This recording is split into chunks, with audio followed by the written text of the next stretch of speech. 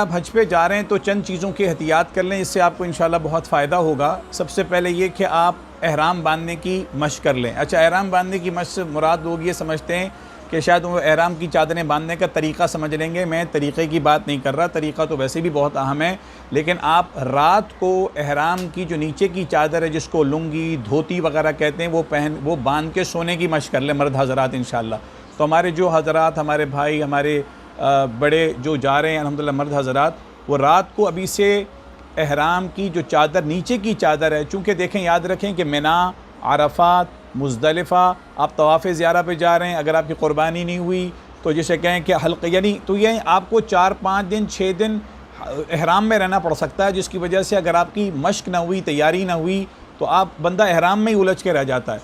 तो इसलिए बहुत बेहतर है कि आप अभी से ही जितने दिन आपके इंशाअल्लाह अभी सफ़र में हैं, और अगर आप ये वीडियो सऊदी अरब में भी देख रहे हैं तो हज में तो अभी काफ़ी दिन है, आपने उम्र के बाद तो एहराम खोल लिया होगा। रात को आप एहराम बांध के सोएं, यानी एहराम की जो नीचे की चादर है उसको कोई आम चादर लुंगी बांध लें, धोती बांध लें, लेकिन आपको ताकि मैनेज करना आसान हो जाए। तो मर्द हज़रात के लिए पहली बात तो ये। दूसरी बात ये कि चूँकि वहाँ कैंची चप्पल में आपको चलना होगा, मिना, अरफात, मुज़दलिफ़ा, कभी बस मिल रही है, कभी ट्रेन मिल रही है, तो आपको वहाँ पैदल चलना होगा। तो याद रखिए कि अच्छी क्वालिटी के कोई 2-3 जोड़े रख लें। मुख्तलिफ़ और कंपनीज़ ने कुछ ऐसे सैंडल्स बनाए हैं जो कि शरिया कंप्लाइंट हैं, जिसमें वो टखने और ऊपर की उभरी हुई हड्डी नज़र आ रही होती है। लेकिन बहरहाल वो उलमा से आप पूछ लीजिए कि आपको कौन सा सैंडल लेना है, तो जो सैंडल लें या कैंची चप्पल लें मोटे चपटे वाले जो शरिया कंप्लाइंट हो, जिसमें उम्रा और हज के अरकान को अदायगी में मसला ना हो, यानी एहराम की शराइत पूरी होती हों। मैं बात कर रहा हूँ कि चप्पल को पहनने की मशक़, क्योंकि हम जूते में, स्लीपर्स में, खेड़ी में, सैंडल्स में आदी होते हैं, तो जूतों के हम आदी नहीं होते। तो पहली बात थी एहराम की, दूसरी बात थी जूते की। तीसरी चीज़, वो हमारी बहनें जो अल्हम्दुलिल्लाह माएँ बहनें ख़वातीन बच्चियाँ जो हज पे जा रही हैं, बाहर निकलती हैं आमतौर पे कोई ओढ़नी या कोई बड़ी चादर पहन के निकल गए। रिकमेंडेड यही है कि जब आप सऊदी अरब जा रहे हैं तो अभी से पर्दे की नीयत करें इंशाअल्लाह, और अल्लाह करे कि बाद की ज़िंदगी भी पर्दे पर गुजरे, तो आपको अबाया की पहनने की मशक़ कर लेनी चाहिए। मौसम गर्म है, याद रखिएगा मक्के का।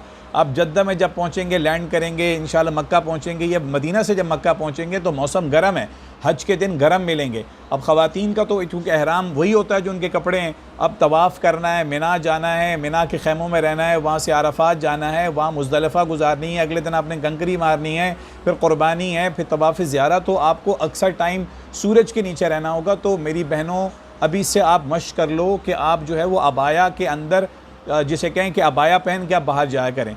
तो पहली बात हमने एहराम पहनने की बात की कि एहराम पहन के हमारे भाई रात को मशक़ करेंगे। दूसरा, चप्पलों में आपने चलना है ताकि आपको चप्पलों में चलने की आदी हो जाएं।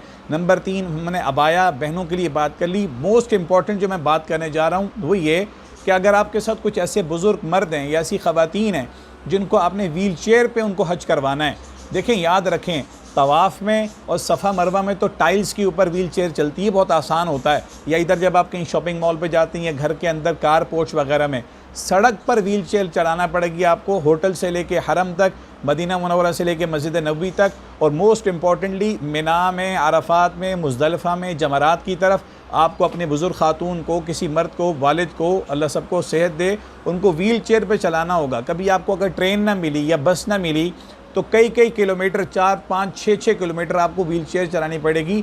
तो सड़क पर, रोड पर व्हील चेयर चलाने की मशक़ कर लें।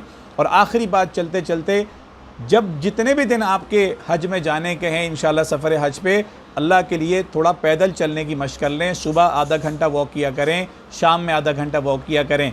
इस वीडियो को ज़रा दोबारा सुन लीजिए, इंशाअल्लाह दोबारा देख लीजिए, इससे आपका सफ़र हज इंशाअल्लाह बहुत आसान हो जाएगा। जज़ाकुमुल्लाह खैर।